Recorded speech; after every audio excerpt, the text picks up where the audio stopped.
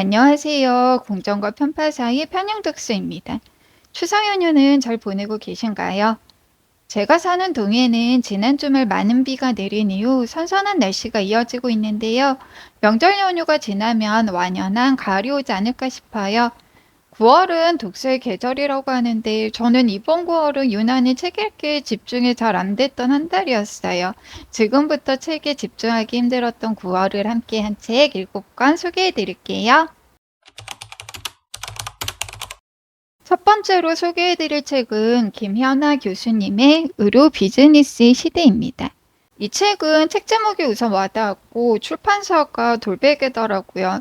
돌베개 출판사는 유시민 작가님이나 신용보 선생님의 책 등 인문 사회과학 책들을 많이 출판하기 때문에 좀 좋아하는 출판사 중 하나예요. 책을 쓴 김현아 교수님은 류마티스 내과 의사라고 하는데 의료인이 의료계를 비판한다는 게 좀 굉장히 흥미롭게 다가왔어요. 이 책의 부제는 우리는 어쩌다 아픈 몸을 시장에 맡기게 되었나인데요. 프롤로그는 어느 한제 하루로 시작합니다. 암 진단 후 암 완치를 받은 70대 어머님이 갑자기 복통과 구토로 응급실에 실려와 입원하게 되는데 원인을 찾기 위해서 매일 온갖 검사를 받게 되십니다. 피검사, 엑스레이 검사, CT, 뇌 MRI, 검사란 검사는 다 했지만 검사 결과에 대한 제대로 된 설명도 듣지 못하고 아무 이상 없으니까 퇴원하라는 통보를 듣게 돼요. 한 달 뒤에 외래 약을 타러 들린 어머님은 한참을 기다려서 전문의에게 진찰을 받지만 이번 역시 제대로 된 설명도 듣지 못한 채 3분도 안 돼서 약 3개월치만 처방받아 나오게 됩니다. 아마 상급 종합병원이나 대학병원 가보신 분들은 한 번쯤 다 느껴보셨을 만한 일인데요. 이 책은 왜 의사들은 3분 진료를 하게 됐는지, 환자들은 병원을 방문하면 검사로 시작해서 검사로 끝날 정도로 많은 검사를 해야 하는지, 우리나라 의료에서 인간은 왜 소외되고 기술과 자본만 남았는지에 대해 의료 시스템이라는 거대한 구조의 결함을 찾아내고 분석합니다. 이외에도 흥미로운 주제들이 많은데요. 임상연구에서 성인 남자를 기준으로 하다 보니 많은 약제가 남성 환자들로부터 도출된 결과를 이용해서 처방이 되는데요. 대표적인 약제는 수면제로 좀 많이 이용하는 졸피뎀을 남성의 권장 용량으로 처방받아 복용한 후에 부작용으로 다음날 교통사고로 다치거나 사망한 사례는 여전히 많다고 합니다. 의료는 민영화될 수 없는 영역이지만 지금도 비영리 병원들이 실제로는 영리를 추구한다면서 의사들을 자영업자에 비유하면서 의대 정원 증대 같은 사안에는 보수성을 드러낼 수밖에 없다는 얘기도 흥미로웠어요. 그런데 아무래도 저는 의료인이 아니라 환자 입장이고 또 지방 소도시에 살다 보니까 의사수 증대에 반대하는 저자의 생각이나 시골 외딴 곳에 의료원 설립을 하는 것에 대해 좀 비판하고 작은 병조차 대학병원이나 종합병원에서 진찰 받으려는 환자들에 대한 얘기에 대해서는 조금 다른 생각이 들기도 했는데요. 저자가 수도권 대형병원에서 근무하는 의사이기 때문에 좀 초점 자체가 대형병원의 자본화, 기술 중독, 의료보험의 문제점에 맞춰진 게 아닌가 싶기도 했지만 건강에 대해 너무 집착하지 말고 장애나 질병으로 병원에만 너무 의존하지 말고 내 몸에 대한 주체성을 찾아나가야 한다는 좀 그동안 해보지 않았던 생각을 할 수 있었던 책입니다. 병원을 현명하게 이용하고 싶다 하시는 구독자분들은 한 번쯤 읽어보셔도 좋은 책입니다. 두 번째로 소개해드릴 책은 알렉시스 플레밍의 작은 생명은 없다입니다. 저자인 알렉시스 플레밍은 2013년 주인 없는 개들의 도살을 막고 구조를 돕기 위해 파운드 포 파운디즈라는 자선단체를 만들어 활동했던 동물복지 운동가인데요. 반려동물 매기를 폐암으로 잃게 되면서 스코틀랜드에 버려진 농장에 세계 최초 동물 호스피스를 설립하게 됩니다. 작은 생명은 없다는 매기의 죽음, 동물복지 운동가의 활동 경험, 호스피스 설립 과정을 진솔하게 다룬 에세이인데요. 이 책에서 인상적이었던 세 가지 말씀을 드리면 첫 번째는 아프고 나이 든 동물들을 돕보는 알렉시스 플레밍 역시 건강한 젊은 여성이 아니었다는 건데요. 염증성 장 질환 크론병으로 큰 수술을 받을 만큼 아픈 여성이었다는 거예요. 한 발짝도 떼기 힘든 몸 상태일 때도 호스피스 동물들을 위해 힘을 내는 저자에게서 좀 진한 감동을 받고 저 역시 용기를 내게 됐어요. 두 번째는 반려동물이라고 하면 보통 강아지나 고양이를 생각하게 되는데 호스피스에 머물다가는 동물들은 굉장히 다양하다는 거였어요. 뭐 닭, 양, 돼지도 있고요. 칠면조, 아기 갈까마귀도 머뭅니다. 도살장에서 암탉들을 구조해 오지만 공장에서 1년에 350개의 알을 낳기 위해 유전적으로 조작을 당해 결함을 안고 태어났기 때문에 이유도 모른 채 죽어가기도 해요. 이런 죽음들이 이 책에는 굉장히 많이 등장하는데 슬픔보다는 용기와 희망이라는 감정이 생기게 하는 것도 너무 좋았던 책이에요. 세 번째는 질병으로 인해 죽음을 앞둔 동물들이 떠날 시간이 됐음을 느끼게 되면 안락사를 선택한다는 거였어요. 고통 속에서 생을 끝까지 부여잡게 하기보다 존엄을 가지고 사랑하는 일들을 잘하고 잘 떠날 수 있도록 배려하기 위한 선택이 안락사라는 것이 좀 모순적이지 않나 싶으면서도 고통을 최소화해서 죽음을 최대한 평화롭게 맞기 위함이라는 것이 좀 가슴 찡하게 다가왔습니다. 읽기 위해 용기가 필요한 책이기도 했지만 반려동물을 떠나보낼 때 감당해야 할 이별의 무게와 책임감에 대해 그리고 평화로운 죽음에 대해 생각해 볼 수 있었던 정말 감동적인 에세이였어요. 반려동물을 사랑하는 구독자분들이라면 이번 가을 한 번쯤 읽어보셔도 좋을 것 같습니다. 세 번째로 소개해드릴 책은 EBS 북스에서 인생문답 시리즈로 출간된 강신주 철학자님과 지승호 작가님의 인터뷰지 바람이 분다 살아야겠다입니다. 이 책은 지승호 작가님이 인터뷰어로 강신주 철학자님이 인터뷰로 하루 8시간씩 8번의 만남을 통해 완성된 책인데요. 인터뷰를 했던 2021년 당시 강신주 철학자님은 몸이 갑자기 굉장히 안 좋아지셨다고 해요. 저도 인문학 관련 강연 방송에서 가끔 뵈면서 좀 어디 편찮으신 건 아닌가라는 생각을 하기도 했는데 갑자기 살이 20g 정도 빠지고 산책이 버거울 정도로 몸에 기력이 없으셨다고 합니다. 역사 철학, 정치 철학이라는 방대한 책 작업을 하면서 너무 무리한 결과라고 하는데요. 강신주 철학자님은 이번 일을 계기로 좀 몸이 보내는 시도를 귀담아 들으면서 몸의 시간을 보내고 있다고 해요. 바람이 분다 살아야겠다는 자유와 사랑에 대한 철학서를 읽는 기분이 드는 책이었는데요. 거리의 철학자로 불리는 강신주 철학자님은 이번 인터뷰에서 역시 자유를 가로막는 자본주의에 대해서 비판하고 채용된 자유만을 가진 우리 노동자들이 출퇴근하는 노예의 삶을 살고 있는 현실을 비판합니다. 우리는 근대화 이후 노예사회, 농노사회를 지나오면서 진보했다고 믿고 있지만 특정 소수 부르주아들이 원하는 생산을 하고 임금을 받고 생계 때문에 원하지 않는 일을 하고 그렇게 번 돈으로 소비하는 우리의 모습이 과연 노예나 농노의 삶과 무엇이 다른지 반문하면서 이런 자본주의 사회에서 사랑 역시 기브앤테이크 이기적인 개인을 위해 교환하는 것이 됐다고 합니다. 이타적 개인이 타인의 행복을 위해 교환하는 것이 사랑의 교환이자 공동체적 교환인데 자본주의 사회에서는 개인이나 공동체의 사랑은 거래관계가 됐기 때문에 내가 더 많이 주면 동등하지 않다는 생각이 드는 거예요. 강신주 철학자님이 좀 정말 급진적이구나 싶었던 건 진보에 대한 얘기였는데요.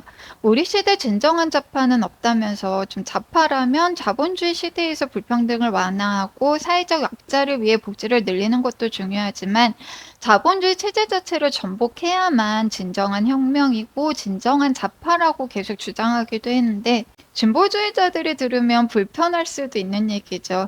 저는 강신주 철학자님의 이런 점이 진짜 너무 좋은 것 같아요. 우리 사회에서 철학자와 인문학자가 중요하고 우리 역시 철학과 인문학을 게을리하면 안 되겠구나 싶었고요. 강신주 철학자님은 지금의 자본주의를 비판하면서 좀 마르크스의 사상에 대해서 계속 언급하세요. 마르크스의 책도 진짜 조금 더 성장하면 읽어봐야겠다. 좀 욕심나게 한 책이고요. 책을 한 편 읽는 기분이 아니라 정말 훌륭한 인문학 강연을 들은 기분이 들게 한 책입니다. 깊어가는 가을, 깊은 사유가 필요한 구독자분들께 추천드리는 책이었어요. 이번에 소개해드릴 책은 알렉산더 폰 셴부르크의 우아하게 가난해지는 법입니다. 알렉산더 폰 세부르크는 독일 유력 일간지 차이퉁의 편집자였지만 9.11 테러 이후 금융위기로 인해 회사에서 구조조정을 당하게 되는데요. 10세기 때부터 귀족 집안이었던 쉐부르크 가문이 몰락하는 과정을 보고 자란 저자는 날벼락 같은 상황에서도 의연하게 이 상황을 대처해 나갑니다. 경제적으로는 어려웠지만 비참함을 느끼지 않고 자신의 존재와 품위를 지켜나가는 삶을 살면서 우아하게 가난해지는 법을 출간했고 2005년 출간 당시 30만 부가 넘게 판매됐다고 해요. 저자는 우아하게 가난해지는 법에 대해서 크게 두 가지로 이야기하고 있는데요. 첫 번째 방법은 욕구를 줄이는 거예요. 고대 그리스의 철학자 에피쿠로스는 지나친 만족을 추구하지 마라. 과도한 만족 후에는 오히려 심신이 침체된다고 했는데요. 원하는 걸 모두 다 가지게 되면 어떤 근사한 물건 앞에서도 더 이상 만족감을 느낄 수 없게 됩니다. 경제학에서 한계, 호용, 체감의 법칙이라고 부르는데 어느 지점부터는 아무리 늘어나도 더 이상 만족스럽다는 감각을 느끼지 못하는 거예요. 그렇다면 차라리 너도 나도 욕심을 부리고 소비가 미덕인 사회에서 욕구를 느끼지 않음으로써 소비를 줄인다면 오히려 삶이 더 풍요로워지지 않을까? 좀 지금은 미니멀리즘을 추구하는 분들도 많고 무지출 데이를 실천하는 분들도 많은데요. 책이 출간된 2005년이면 좀 금융위기가 터지기 전에 자본주의 사회가 굉장히 호경기일 때라 그 흐름에서 나만 소외되지 않을까 투자하고 탐닉적으로 소비하던 시대인데 이런 시대 소비를 줄이면 소득이 줄어도 행복할 수 있다는 생각이 조금 급진적이고 색달랐기 때문에 30만 부라는 판매를 올린 게 아닌가 싶어요. 두 번째 방법은 삶의 우선순위를 정하는 겁니다. 저자는 진정으로 아름다운 것들을 인식하고 그것들을 최대한 많이 갖도록 애쓰되 그 외의 것들은 포기할 수 있는 것이야말로 참된 기술이라고 합니다. 우선순위를 정하게 되면 최소한의 돈으로 풍요롭게 살 수 있기 때문에 일을 줄이고 인생을 즐길 수 있고 여유를 부리는 능력도 생기게 되고 이렇게 살다가 예상치 못한 일로 망하게 되더라도 내 삶은 크게 흔들리지 않을 거라는 거예요. 그러면서 저자는 앞으로는 풍요로운 시대가 지나가고 많이 가질수록 수치스러운 시대가 도래할 거라고 하는데요. 20년 가까이 지난 지금까지 아직 그런 시대는 도래하지 않았지만 우리가 자본주의라는 이제는 너무 익숙한 경제 체제에서 벗어날 수 있는 방법은 없잖아요. 다양한 사람들, 다양한 집단들의 욕망과 이익으로 굴러가는 게 자본주의 체제이다 보니까 전복하기가 쉽지가 않아요. 하지만 소비해야 굴러가는 자본주의에서 무소비를 실천하고 욕구를 줄이는 삶을 산다면 나라는 개인은 자본주의 체제에서 그나마 좀 벗어난 삶을 살 수 있지 않을까. 그것만으로도 한 걸음 나아갔다고 볼 수 있지 않을까. 뭐 이런 당연한 생각을 하게 했던 책이고요. 2005년 출간된 책이고 독일 작가의 책이라 좀 공감이 잘 안 되는 부분들도 물론 있지만 좀 내 삶에서 중요한 것과 지켜나가야 할 것, 버려도 되는 것, 과감하게 포기해도 되는 것 뭘까라는 생각을 한 번쯤 해볼 수 있었던 유익한 책이었어요. 이번에 소개해드릴 책은 올해의 대작으로 읽고 있는 레미제라블 3권입니다. 올해는 북튜버를 시작해서인지 올해의 대작을 끈기 있게 읽지 못하고 다른 책들에게 자꾸 유혹을 많이 느꼈던 것 같아요. 제가 레미제라블을 시작한 게 4월이었는데 4월에 한 권을 읽고 7월에 2권을 읽고 9월에 3권을 읽었더라고요.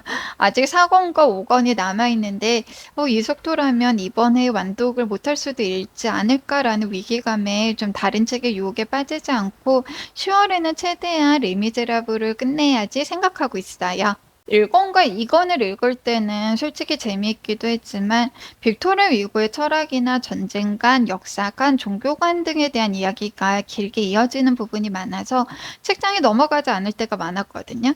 레미제라블은 크게 세 가지 연도가 중요하다고 하는데 장발장이 미라의 주교를 만나 변화를 겪게 되는 1815년, 자베르에 의해 감옥에 다시 투옥됐다가 탈옥해서 코제트를 구해내는 1923년, 그리고 파리 혁명 시기 1831년에서 32년인데요. 3부부터 1830년대 이야기가 펼쳐집니다. 그리고 드디어 로맨스가 등장해요. 코제트의 연인이 되는 마리우스가 등장하면서 사랑, 오해, 음모, 격투 등이 흥미진진하게 펼쳐져요.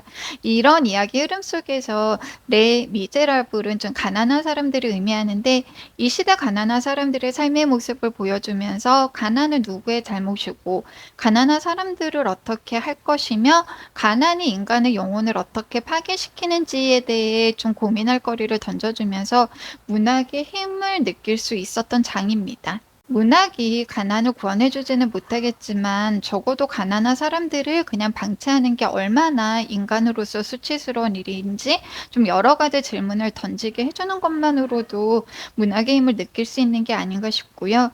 레미제라블은 1862년에 나온 고전이지만 지금 시대와 비교해도 시인성이 맞아 떨어지는 부분들이 있어요.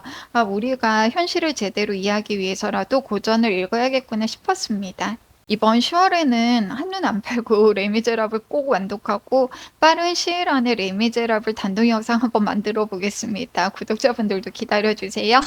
이번에 소개해드릴 책은 조국 전 법무부 장관님의 디케의 눈물입니다. 이 책은 지난 영상에서 2주간 요약을 해드려서 짧게 말씀드릴게요. 디케의 눈물은 2014년 발간된 나는 왜 법을 공부하는가의 개정판으로 볼 수 있는데요.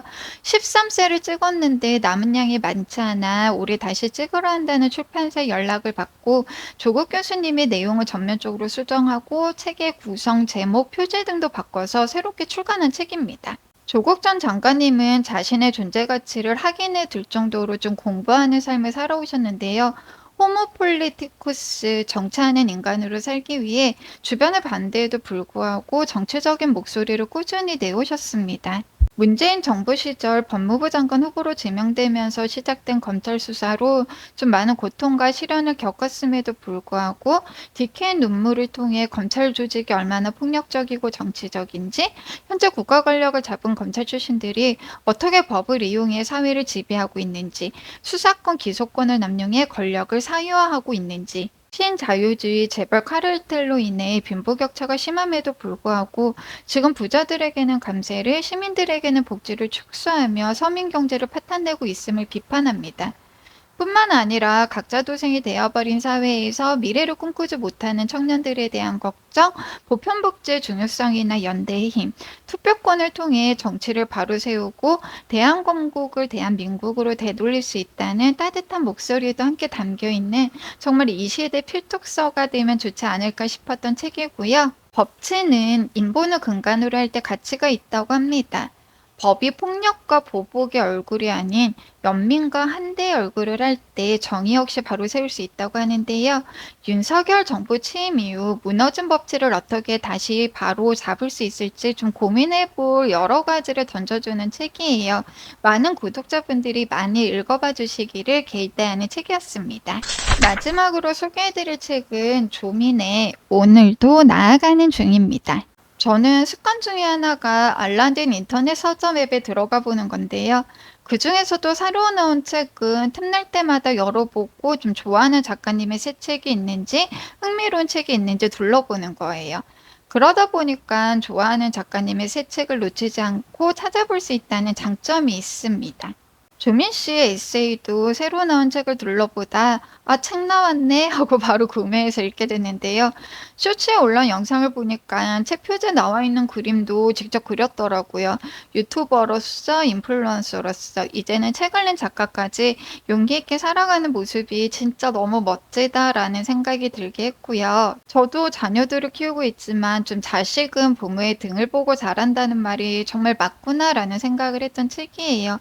생각했던 것보다 조민 씨의 내면이 너무 단단하고 그 단단함이 책에 그대로 묻어나서 정말 감동적으로 읽었고, 책이 아까워서 정말 줄 하나 긋지 않고 플래그 하나 붙이지 않고 소중하게 읽은 책입니다. 어린 시절 이야기나 가족 이야기, 반려동물 이야기, 의과대학 및 의료봉사 이야기, 그리고 조국 사태 이후의 이야기, 거기에 문학, 예술에 대한 이야기가 굉장히 따뜻하고 유려한 문장으로 구성이 되어 있고요. 검찰이 일격장까지 압수수색을 하고 언론의 가짜뉴스가 도배가 되고 열심히 살아온 인생이 모두 부정됐을 당시의 일을 굉장히 덤덤하게 말하는데 진짜 어른이구나 하는 생각도 들었어요. 솔직히 기성 작가가 아니기 때문에 책을 읽기 전에는 굉장히 가벼운 마음으로 의무감, 책임감, 연대의식 이런 감정으로 읽게 됐는데요. 마지막 책장을 덮으면서 감동이 물밀듯이 밀려오는 그런 기분이었어요. 마지막 장에 이런 문장이 나오거든요. 어쩌면 제 삶도, 아니 모두의 삶이 멀리서 보면 그저 빛나고 고와 보일지언정 사실은 저마다의 바람 속에서 견뎌내고 있는 것이 아닌가 싶습니다. 저는 제가 마주한 파도를 피하지 않을 겁니다. 어떤 때는 파도를 거슬러 헤쳐나갈 테고 또 어떤 때엔 파도에 몸을 싣고 부유하기를 즐길 겁니다. 그러다 보면 언젠가는 파도든 폭풍이든 그 무엇에도 휩쓸리지 않은 채 나의 속도에 맞춰 나의 흐름을 찾아 오롯이 나로서 빛날 날이 오겠죠. 어떤 자세로 인생을 살아가야 할지 좀 배울 수 있었던 문장이었고요. 나보다도 어른이구나, 이런 마음이 들게 하는 문장이기도 했습니다. 이달에 읽은 책 중에서 딱 한 권만 꼽아서 추천해 달라고 하면 저는 무조건 오늘도 나아가는 중입니다.이고요. 깊어가는 가을에 좋은 에세이 한번 읽어볼까 하시는 구독자분들께 진짜 강력 추천하는 책이었어요. 갑자기 선선해진 날씨에 독감이나 코로나 걸린 분들도 많은데요. 우리 구독자분들 건강 잘 챙기셨으면 좋겠습니다. 연휴 잘 보내시고요. 10월 역시 책과 함께 좋은 시간 보내시길 바라겠습니다. 지금까지 공정과 편파 사이 편향독스였습니다. 영상 시청해주셔서 감사합니다.